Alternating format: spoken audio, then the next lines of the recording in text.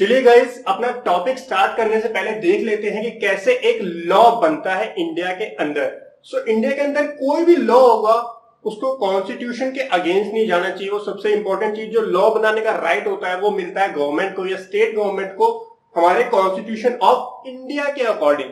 तो कॉन्स्टिट्यूशन सबसे पहले राइट देगा। कॉन्स्टिट्यूशन के 7th शेड्यूल के अंदर 3 लिस्ट दी हुई है। लॉ बनाने की पावर एक तो स्टेट गवर्नमेंट के पास होती है, एक सेंट्रल गवर्नमेंट के पास होती है। तो हमारे कॉन्स्टिट्यूशन ऑफ इंडिया में के 7th शेड्यूल में 3 लिस्ट दी हुई है, list 1, list 2 and list number 3। List number 1, 2 and 3। Now list number 1 जो होती है उसको बोला जाता है यूनियन लिस्ट।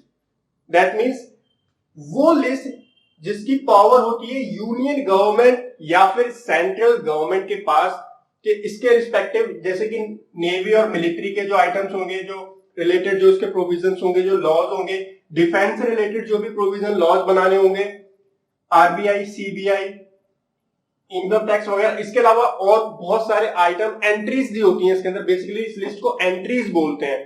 तो काफी सारी एंट्रीज दी हुई हैं।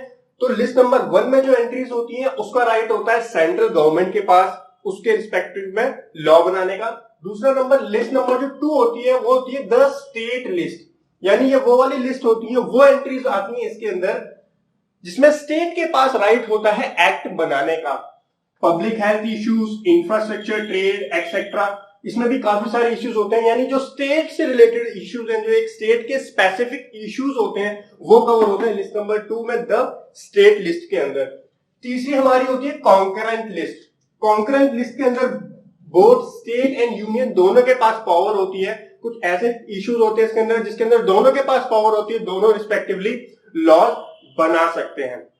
तो कहने का मतलब, लॉ बनाने की पावर जो मिलती है वो मिलती है कॉन्स्टिट्यूशन ऑफ इंडिया के अकॉर्डिंग, और उसके बाद फिर यूनियन बनाएगी, स्टेट बनाएगी या कॉन्करेंट, वो इस लिस्ट के बेसिस पर डिसाइड होता है। नाउ अगर बात करें लिस्ट नंबर 1 यूनियन लिस्ट की, यानी वो लॉ जो कि एक सेंट्रल गवर्नमेंट बनाएगी, वो लॉ पार्लियामेंट के थ्रू पास किया जाता है। जो हमारी नेशनल असेंबली होती है दिल्ली में जो है, उसके थ्रू वो लॉ पास किया जाता है। जो हमारी सेकंड लिस्ट होती है स्टेट लिस्ट। स्टेट लिस्ट जो होता है वो स्टेट लेजिस्लेटिव असेंबली जो होती है, हर स्टेट की एक लेजिस्लेटिव असेंबली होती है, उस लेजिस्लेटिव असेंबली के अकॉर्डिंग उसमें वो पास किया जाता है। लास्ट होता है हमारा कॉन्करेंट। चलिए अब इसके बाद देखते हैं सबसे पहले कैसे एक लॉ जो होता है वो एक्चुअल में आता है। सबसे पहले लॉ का ड्राफ्ट आता है। ड्राफ्ट सबसे पहले एक बिल प्रेजेंट किया जाता है। वो बिल कहां पे प्रेजेंट किया जाएगा? या तो प्रेजेंट किया जाएगा पार्लियामेंट के अंदर, या फिर वो बिल प्रेजेंट किया जाएगा स्टेट लेजिस्लेटिव के अंदर। सबसे पहले एक बिल प्रेजेंट किया जाएगा जिसको कि ड्राफ्ट बिल बोला जाता है। ड्राफ्ट आपने सुना होगा, फाइनेंस एक्ट आता है या फिर फाइनेंस बिल सबसे पहले आता है। हर साल बजट आता है हमारा। बजट कौन प्रेजेंट करता है? बजट प्रेजेंट करती है हमारी यूनियन गवर्नमेंट, यानी वो यूनियन लिस्ट का पार्ट होता है। यूनियन गवर्नमेंट बजट प्रेजेंट करती है। लेकिन जब वो बजट प्रेजेंट होता है तो उसको क्या बोला जाता है? फाइनेंस बिल, क्योंकि वो अभी पास नहीं हुआ है पार्लियामेंट से।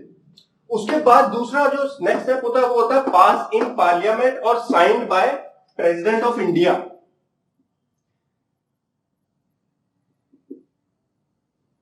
दैट मीन्स जब वो बिल या फिर जब वो ड्राफ्ट जो है उसको पार्लियामेंट की असेंट मिल जाती है, पार्लियामेंट उस पर गो हेड कर देता है, पार्लियामेंट जो है उस पर ओके कर देती है, उसके बाद दोनों पार्लियामेंट, लोकसभा एंड राज्यसभा के बाद वो जाता है प्रेसिडेंट के पास।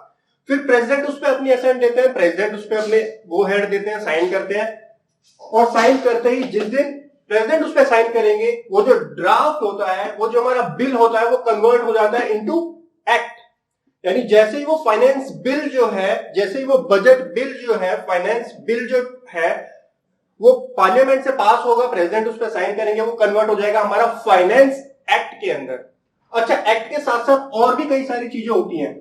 एक्ट के साथ साथ शेड्यूल्स होते हैं। कंपनी एक्ट आप पढ़ोगे, उसमें बताऊंगा मैं आपको, काफी सारे शेड्यूल्स भी होते हैं। क्योंकि अगर आप देखोगे एक्ट के अंदर या लॉ के अंदर वो शेड्यूल्स को डिफाइन नहीं कर सकते हैं। एक्ट का जो स्ट्रक्चर होता है उसको समझेंगे अभी। एक्ट का स्ट्रक्चर क्या होता है, किसी भी एक्ट का, किसी भी लॉ का स्ट्रक्चर क्या होता है उसको समझेंगे। लेकिन कंपनी लॉ के अंदर हम उस किसी भी फॉर्मेट को डिफाइन नहीं कर सकते हैं। तो उस फॉर्मेट को डिफाइन करने के लिए शेड्यूल्स का यूज किया जाता है। तो शेड्यूल्स आते हैं। उसके साथ साथ कुछ रूल्स एंड रेगुलेशंस भी एक्ट के साथ में आते हैं। या फिर सेंट्रल गवर्नमेंट को या स्टेट गवर्नमेंट को रिक्वायर लगता है कि और कुछ एडिशनल हमको एक्सप्लेनेशन देनी है, तो वो रूल्स के थ्रू, उसके रेगुलेशन के थ्रू किया जाता है। तो ऐसे एक एक्ट जो है वो फॉर्मुलेट होता है।